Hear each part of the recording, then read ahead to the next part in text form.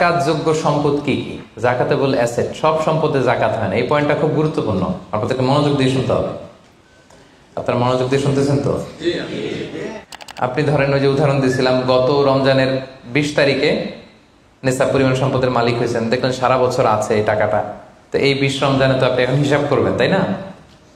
তো হিসাবে আপনি কি কি ধরবেন? সব সম্পদে জাকাত নাই। আপনার বাসার যে ফার্নিচার, এটা হিসাব করা লাগবে না।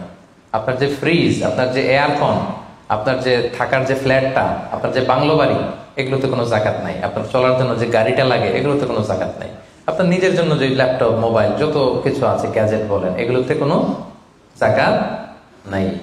তাহলে কিসে জাকাত আছে?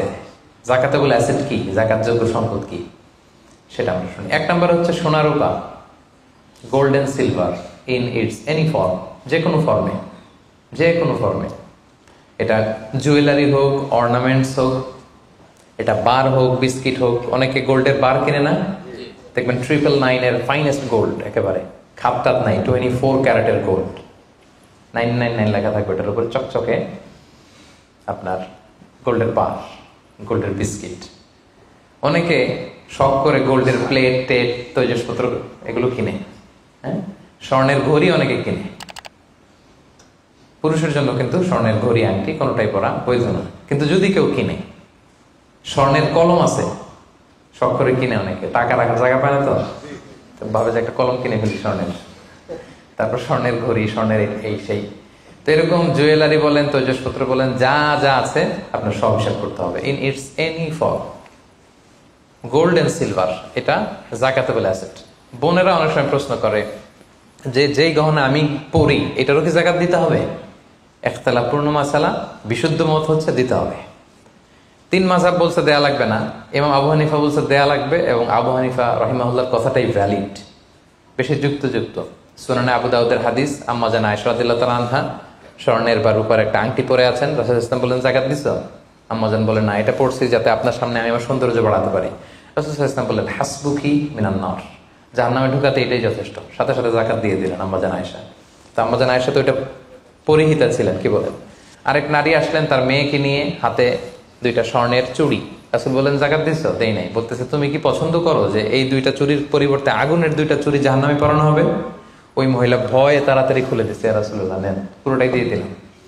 তো এই হাতের বালাও কিন্তু ওই মেয়ে হাতে পড়া ছিল, তাই না? এতে করে বোঝা যায় যেই জুয়েলারি আমার বোনেরা আপনারা ইউজ করেন, সেটারও জাকাত দিতে হবে, সেটারও জাকাত দিতে হবে। আপনার সিন্ধুকে থাক, গলায় থাক, আপনি সব কাউন্ট করে জাকাত দিবেন। তবে আপনি বিক্রয় মূল্য হিসাব করবেন, কারণ আপনি 1 লক্ষ টাকা দিয়ে একটা নেকলেস কিনছেন, বেচতে গেলে কি 1 লক্ষ পাবেন? কথা বোঝেন নাই? পাবেন। এটার সাথে খাদ আছে, এটার মেকিং চার্জ আছে, জুয়েলারি দোকানেরও একটা মেকিং চার্জ রাখে। তো আপনি যখন আপনার নেকলেসটা বিক্রি করতে যাবেন, ওরা 20% কাট করে দিবে।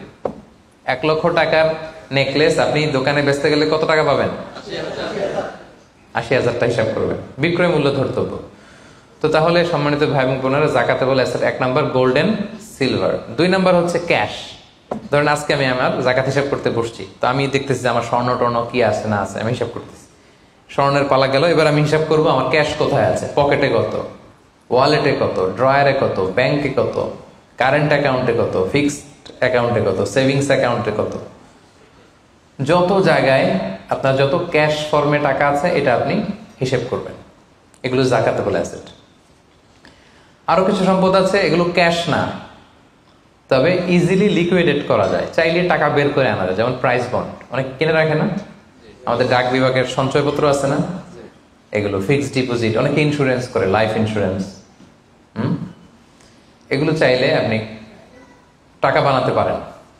তো এটা অনেকে বলে হুজুর এটা তো ম্যাচিউরড হয় না, কিভাবে করব? এটা ব্যাংকে আপনি নক দিলে ওরা স্টেটমেন্ট দিবে যে আজকে এই ডিপোজিটটা ভাঙালে কত পাবেন, একটা স্থিতি দেখাবে।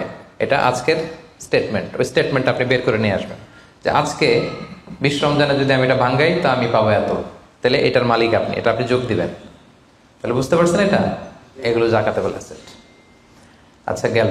এরপরে ব্যবসার সম্পদ, উরুদ উত্তেজারা, যত ব্যবসার সম্পদ আছে এটা কিন্তু আপনি জাকাতে হিসাব করবেন। উদাহরণ দিই, একজন বিস্কিট ফ্যাক্টরির মালিক, উনি বিস্কিট বিক্রি করে। তো আজকে আমি যে জাকাতের হিসাব করতে বসছি, আমি আমার কোম্পানিতে ফোন দিয়ে আজকে কত carton biscuit ready to sell, কত কার্টুন, ধরেন 50,000 পিস, তো এটার দাম কত, বিক্রয় মূল্য আমি যোগ দেব।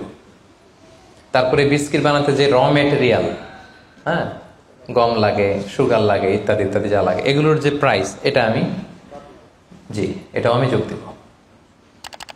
ওখানে ধরবো না কি, ওখানে ধরবো না হচ্ছে যেটা ফিক্সড অ্যাসেট। ব্যবসার ক্ষেত্রে ফিক্সড অ্যাসেট ধরতে হয় না। যেমন ধরেন আপনার ফার্নিচার বা কারো বিস্কিট ফ্যাক্টরি, তার ফ্যাক্টরির যে জায়গাটা, এটা আসবে না।